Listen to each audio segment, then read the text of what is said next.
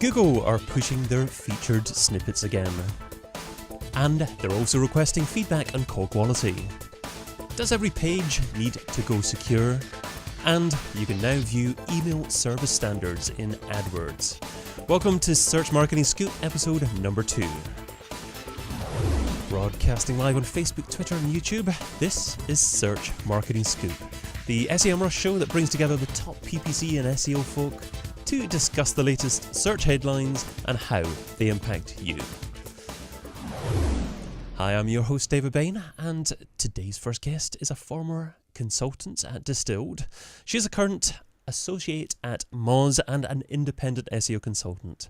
Welcome to the Scoop, Bridget Randolph. Thank you, David. Great. Good to have you on, Bridget. I was thinking, has she remembered to unmute herself? But she's done that. So good to have you on, Bridget. And guest number 2 is a global event speaker. He's the former global head of biddable media at Cheap Flights and the current CEO of Spades Media. Welcome to the Scoop, Jim Banks. Thank you, David. I've also unmuted myself. How clever are we? Yeah, it all goes uphill from here. No, downhill from here, yes. So let us go back to Bridget for story number 1. So that is Danny Sullivan, on behalf of Google, has published a blog post reminding SEOs about the benefits of using featured snippets. So using an interesting example as well, actually an article published in 1997. So Bridget, why is the sky blue? Well, you'd have to ask Google, I think. Exactly. And I said that because that is the example that Danny Sullivan uses and is in his example, which seemed a bit of a different example to use for me, considering how long ago the article was published. But this is obviously Google saying how important these featured snippets are, reminding people. Do you think SEOs have kind of been forgetting about them a little bit? I hope not. I think they're great. I'm excited to see this article actually because it's something I've been talking a lot to my clients about recently. The beautiful thing about featured snippets is it plays really nicely with voice search and mobile search in particular. And it really helps with this shift that we're seeing towards asking questions semantically as opposed to the old school sort of keyword focus.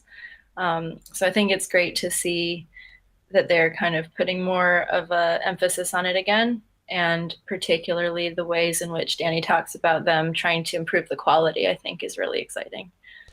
Do you think that the primary reason Google are doing this, emphasizing this, is to really focus on voice, as you mentioned? Is that the most important aspect of featured snippets nowadays? Well, I think a lot of us know this already, but something they've been talking about for years really is this idea of becoming almost more of a personal assistant app in the long term. So I think voice is a big part of that. Obviously, with something like Google Home, that's how it works. So yeah, I think it's a big element, and I think it's also just part of them wanting to give people an answer right away, as opposed to putting that back on you to kind of filter through a lot of possible results. Okay. So all the trends that we see with the way that Google is kind of updating search results, it really seems to be about providing an answer quicker and quicker rather than forcing the user to make that decision for themselves. One thing that really jumped out for me about this particular example is the fact that it was just very simple HTML within the example that appeared to be encouraging Google to actually use that content in the featured result. So things like using header tags effectively and using different levels of header tags throughout a page, using paragraph tags as well. Do you think that's the most important aspect of as well as having content that's relevant in a reasonably authoritative domain? Are there any other elements that you would suggest as being important to encourage your content to feature as a feature snippet? Oh, definitely. So what I like to tell my clients, and I learned a lot of this actually from following Rob Bucci from Stat Analytics, because he's done a lot of research on featured snippets specifically, as well as Dr. Pete over at Moz. But the things that I often tell my clients to think about when they're writing content that they are trying to get a featured snippet with is, firstly, use the keyword as a question that you're trying to give an answer to, and put that answer right at the top of the page. I know that Rand Fishkin at one point was suggesting having an answer that does answer the question, but also leaves a little bit of a teaser for additional information to encourage people to click through from the search result. Because I know there was a fear originally when these came out that people would stop clicking to your website. And so you would lose traffic even though you're holding the top position in the search result. Something else that I've noticed recently is that sometimes they'll have a snippet with one website's content, but then they will pull an image from a different website. So I think that's an important reminder to always optimize your images as well, making sure you have the not necessarily keywords for the article, but the keywords about what that image is an image of in your alt text and file name for the image. And if you can use bullet points and tables, we know that in the past that's something that they've looked for as an indicator that this is information that they could pull in. I think Cindy Crum has talked a lot about the idea that Google and possibly the internet as a whole is kind of moving towards, in a way, being more entity-based rather than URL-based. So they're always looking for ways to break out data in ways that they can then just pull in different pieces of it rather than needing to show a whole web page. So it ties in a lot with structured data use and that kind of thing as well.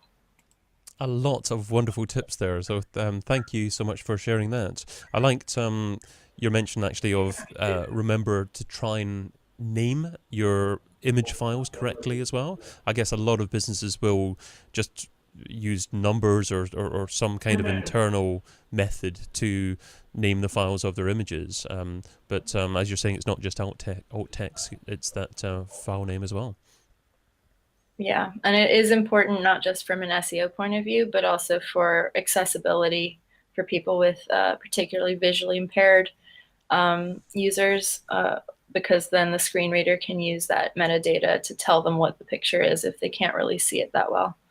Now, Danny finished off this article by asking for more user feedback. Obviously, underneath these feature snippet results, there's the facility for people to click on the result and actually provide Google with feedback.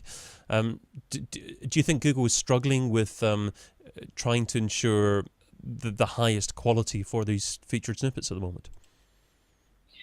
Well, that was actually one of the things I was most excited about in this article, because he actually talked a little bit about in the past where they've struggled, and how sometimes the answer that's pulled in might be directly related to the question, or it might look like it's answering it, but it may not be what the user's actually looking for. So I think it's heartening to see this focus on what is the actual intent of the question and not just literally what are the words. I think he used an example of the two queries, do reptiles make good pets, and do reptiles make bad pets? And actually both of those are just ways of asking what kind of pet is a reptile. Okay, hello there. So we should be streaming live on the Semrush channel on YouTube now. We were streaming live on Facebook and Twitter and YouTube, and maybe that was too much, I'm not sure, but we are live here, and also looking directly at a camera of just Jim, and I'm on the camera now. So I reckon we are set up and ready to keep on going now. We're in the middle of recording a podcast, so we're recording episode 2 of Search Marketing Scoop, so the brand new show that talks about PPC and SEO. So everything should be going fine on YouTube. We've got a message to say that it works fine on YouTube, so that's wonderful, and at least we can stream live somewhere. We're recording the audio here locally, so you may have found that if you're watching the first part of the video that the audio cut off slightly, do not worry, because that's all been recorded and it will be edited neatly together and available as a podcast in the coming weeks or so. So stay tuned to get that. But in the meantime, the question that you left us on, I talked to Jim about the fact that Matt Umbro, founder of PPC Chat, had stumbled upon a Google paid search ad with an unusual extension. So Jim gave a decent answer to that, but I'd like to ask a follow-up question to Jim, and that is, are Google just making some kind of educated guess as to the response time here, or have they actually got a partnership with Amazon to get this information from them? Yeah, I mean, it's difficult. I mean, I know that the example that was in the video was an Amazon PPC link, and I mean, Amazon I think are probably second only to Walmart in terms of the actual amount of money that they buy traffic on Google with. I mean, they're massive buyers of traffic. Again, it's one of those. It's difficult to know where that information came from, whether it came from Amazon or it could have come from Gmail, because obviously, if somebody makes a purchase and they send out an email based on that, then obviously they'll know at what point in time somebody then kind of follows up. Because I think ultimately this is all about wanting to kind of know the integrity of every single touch point that happens on the internet, right? And clearly. That's something that I think certainly Google and Facebook and probably Amazon are all, the three big players are trying to just understand, who are the ones that can kind of provide the best level of service, who are the customers that provide the best level of service, and that in some way, again, I'm not sure at what point it will, or even if it will, but it should filter into to kind of improving, maybe people's quality score or relevancy factor on Facebook to actually. Give an indication as to these are the sorts of people that you should be dealing with. Okay. I'm intrigued that you mentioned Gmail there. I know we're surmising here, and we don't know exactly where Google were getting that data from, but if they were getting it from Gmail, would that be because of Google's newer policy of, I guess, passing information through the various sign-ons and properties that they have? Yeah. I mean, I definitely think that there's a lot more information. I mean, if you book a flight, normally within Gmail you can now get a link that will take you straight to your flight information.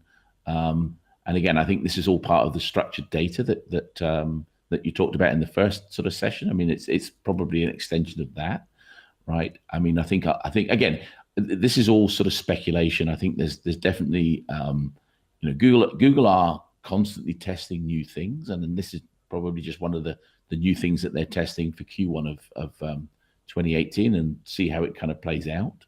But yeah, I mean, it's difficult. I mean, at the moment, I don't think there's enough evidence of this particular automated extension being kind of out there for anyone to kind of draw any great conclusions from it at this point in time.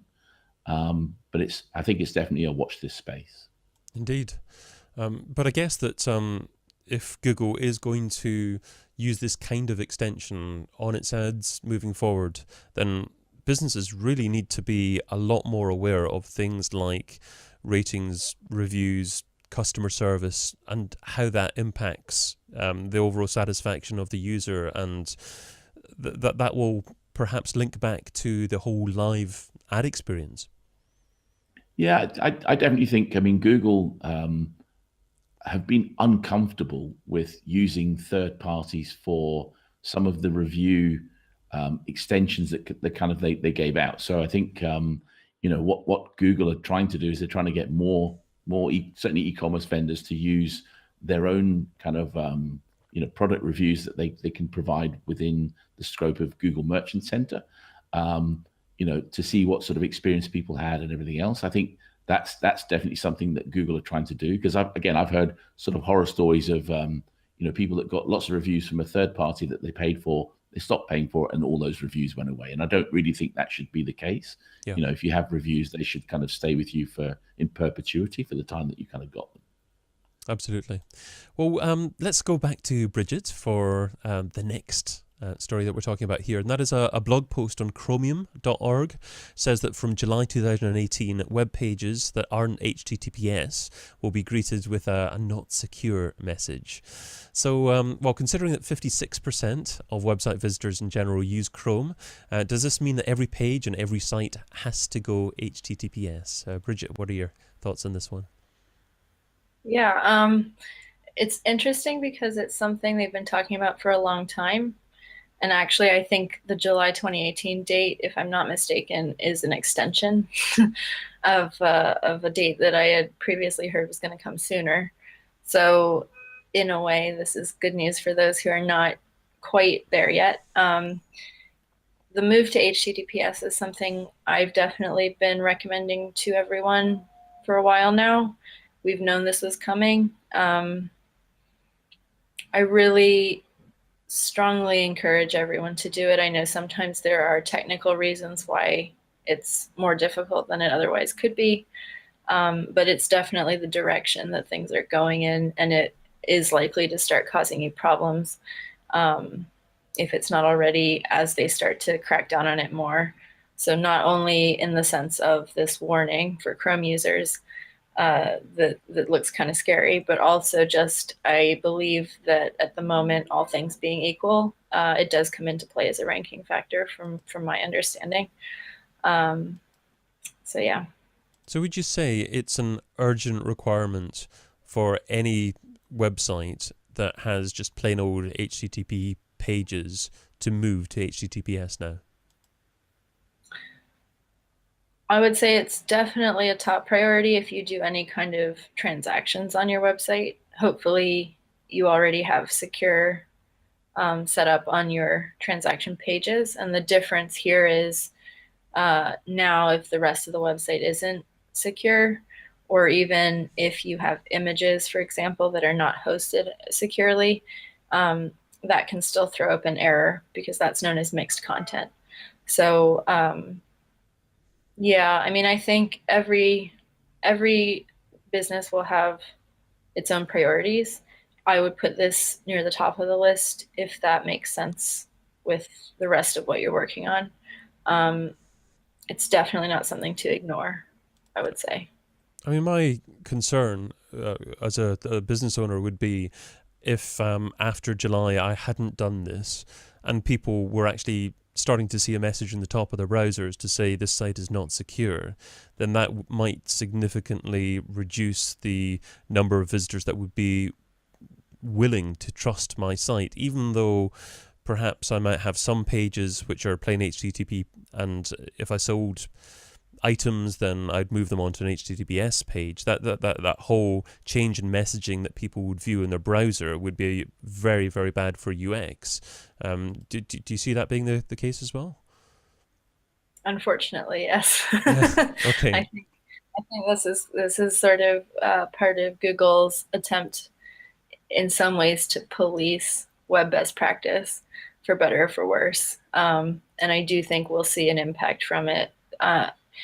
How significant the impact will be, I think, will depend on how many people use this warning as an opportunity to get secure quickly. I know that happened with the Mobilegeddon scare back in, I guess, 2015, where people talked a lot about it ahead of time and thought it would be a substantial shakeup, and it turned out to have a minimal impact, but that was partly because so many people made that transition in advance of it because they had the advance warning. So yes, I would say if it's possible to make that move to secure now before July, do it. Don't take the risk of alienating a good percentage of your users and scaring them. I mean, as we know, also for people who are not as immersed in this space, a lot of the terminology is just unfamiliar and scary. So even though we may ourselves not be put off by a message like that, a lot of people will be. So I loved your example of ensuring that you don't have mixed content. So you don't have some images or files that are hosted HTTP and some elements of your page HTTPS, because that obviously could be produce warnings as well. If everything is done correctly, if every file is HTTPS do you think that a business could reasonably expect to regain their rankings relatively quickly if they move from HTTP to HTTPS? I think it's like any other migration, or any other sort of recovery from something that negatively impacts your rankings or your site. So it's honestly a little hard to say, frankly, because it will just depend on how quickly basically Google can catch up with what you've done and make sure that it is now up to speed. I know something also that's worth noting from the blog post is that now in the Chrome dev tools, in that sort of inspect element area console, there is a feature now called audits that you can use to check how they're seeing your site from a secure point of view. So that's something you can test out if you're not sure how your current setup, I guess, stacks up to the best practice. It almost feels as if Google was saying, do you want bad UX in the future, or do you want to shoot yourself in the foot now? Maybe if you do it correctly, shooting yourself in the foot now is possibly better. But I mean, I think a migration that's well executed doesn't have to be too impactful. I mean, all of us probably do know that it will impact it in the short term, almost certainly. But as long as you manage it well, and there are lots of resources out there for doing it in a sort of, I guess, safe and smooth way, I wouldn't worry too much about that aspect of it. So I think it's definitely worth doing. But I understand the reluctance of some businesses who feel like, oh, there's so much that could go wrong and it will negatively impact in the short term. But it is the direction that we're moving in with the internet. Finally, the final story goes to Jim, and this seems to be the week that Google are asking for feedback, because as well as asking for feedback on the rich snippets, they're also asking for feedback on the quality of calls received in their AdWords Express app. So, Jim, is this an app that you're familiar with? Yeah, I mean, I've had a play around with AdWords Express. I mean, it's primarily designed for small, probably like small service businesses, that want to kind of do PPC but don't really want necessarily to kind of go the full hog. So basically, Google will help you kind of the ad copy is fairly simple. Google choose the keywords and you choose a budget, and it kind of works. And again, I think as a starting point for a lot of companies starting out in terms of getting their first foot on the ladder for paid search, it's a great product, right? And I think it's had a little bit of neglect, and I think it's probably a little bit about time that they spent a little bit of effort on putting some emphasis behind it. And I think this particular sort of thing that they're putting behind it now is largely driven by, I think a lot of people have tried it and it didn't work for them. So they didn't get either the quality or quantity of calls. So they just kind of stopped their accounts. And I think Google have tried to say, well, can you give us feedback on why that's happened? I think what was really interesting, the stat that really jumped out at me is that 1 in 5 of the calls that advertisers got, they didn't actually respond to. So in other words, they set up an ad to kind of receive calls, and they didn't answer the phone when somebody called, right? So for me, it's like, that would be more of a glaring omission on the advertiser's part rather than kind of something on Google's part. And what Google are trying to do is they're basically trying to say, hey, you missed a call. Do you want to call these people back? So it's an opportunity to kind of catch up with somebody that you may have not got to the first time, with an opportunity to kind of close them on the kind of second bite at the cherry. And also when somebody finishes on a call. So again, I mean, quite often when you see a number, you might think, okay, great, I'll kind of hit that number because you want to complain, right? And what people are trying to do is what Google are trying to do is they're trying to get feedback from advertisers to say, was the call any good? So I think at the point in time that the call finishes, the person on the end of the call will go, was that call relevant or not relevant? Yeah, and obviously if it wasn't relevant, then they can exclude that from being kind of counting as a conversion moving forward. Okay, so a lot of good things there. Feedback, obviously a good thing. You mentioned that some of the calls don't actually get an answer, and considering the fact that advertisers can choose when their ad appears, which is, you hope, going to be when they are open, then you would hope that they would answer their phone. But in relation Sorry to interrupt, David, but I mean, again, if you look at the types of businesses that typically run these sorts of ads, like again, they really work well for service-based people. So people that are plumbers, electricians, they're people that are on the go.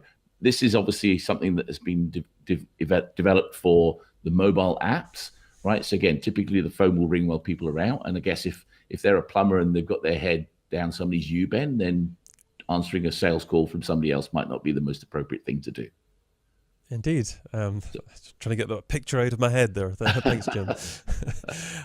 So, I mean, in relation to the feedback on the quality, though, is this something that is likely to help the individual business, or is this something that Google are likely to be doing just to help their own way of operating, I guess? I think it's a little bit of both. I definitely think they want to improve the quality of the calls that they kind of pass across. I mean, a lot more of Google's products are kind of driven by machine learning, algorithmic stuff, right? And they definitely want to try and find a way to actually get feedback on the quality of the calls, right? Which obviously they can't do unless they record the calls and listen in and everything else, right? They just record a conversion. And typically the conversion is, were they on the phone for more than a certain amount of time, right? Which is not particularly the best way of doing it. Because again, if you have a complaint, typically the complaint will be on the phone for a lot longer than a sales call. And again, what's interesting is in the same way that you'll get, on certain types of ads on Facebook, you get a lot of Facebook ad trolls, right? You will also get a lot of, Google ad trolls where they will phone your number with a view to trying to sell you something rather than it being, them buying something from you. That's not very good, but I guess it's something we've been dealing with for quite a while online, and if it happens with if ad fraud happens with banners and paid search, then I guess it's going to happen with telephone calls as well. I think, like I said, I think the most important thing is they want to try and improve the experience for the people making the phone calls, and they also want to improve the experience for the people receiving the phone calls, right? So again, I kind of applaud this. I think it's a good introduction, and the fact that it almost like acts as an answering machine to say, hey, Mr. Call, do you want to call them back? That's good. And obviously the feedback from the advertisers is really important to be able to kind of validate whether this particular keyword was good for a positive or a negative call outcome. Well, that just about takes us up to the end of our second episode, so just time for an actionable tip from each of our two guests. So related to, but not necessarily related to what we've been discussing so far. So shall we go back to Bridget first? So Bridget, what is your actionable tip? Sure. So, I mean, David, for the last several years, I've been banging the mobile drum. And I guess my tip is along that vein, which is just something I've been researching a lot recently, is the upcoming shift to mobile first indexing. The big thing I want people to know about that, first of all, is that it doesn't have to be scary, because it's not like the sort of past shifts that we've seen that mean you have to overhaul your entire site.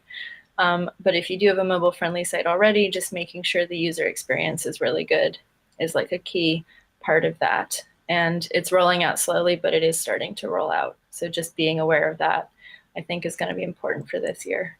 Lovely. And thanks for being on, Bridget. And you can find Bridget over at bridgetrandolph.com. So now over to Jim. So Jim, what is your actionable tip, sir? Okay, so my actionable tip. I mean, it's funny. Google have recently changed the interface for managing AdWords, right? And it's the first time they've ever done it. I've been running AdWords ever since the beginning, so 17 years, right? It's the first time they've had a major change to the actual interface. And I think for me, I love the new interface. I think it's great. So for me, the actionable tip I would suggest is they're not going to change. They're not going to go back to the old one. Embrace the new one. Learn it, kind of use it, make it the default. Don't kind of go back and say, I wish the old one would come back. It's not coming back, right? There are so many more things you can kind of do with the new version that you couldn't do with the old. And I think when it comes to things like, implementing reports and data studio, it's just phenomenal. I just love the new interface. So don't look forward, look back. Don't look back, look forward. Embrace the new. Wonderful stuff. Thank you for being on, Jim. And you can find Jim over at spadesmedia.com. And I've been your host, David Bain. You can also find me over at digitalmarketingradio.com. So we will be recording the next episode 3 of Search Marketing Scoop at the same time, same place, 12 p.m. EST or 5 p.m. GMT on Wednesday the 7th of March 2018, when my guest will be the international SEO star Aleda Solis and Director of Growth Marketing at AdStage, JD Prater. In the meantime, thank you not only to Bridget and Jim, but also to you for tuning in. So thank you for being part of it. But until we meet again, be fantabulous and do one thing that scares you. Adios.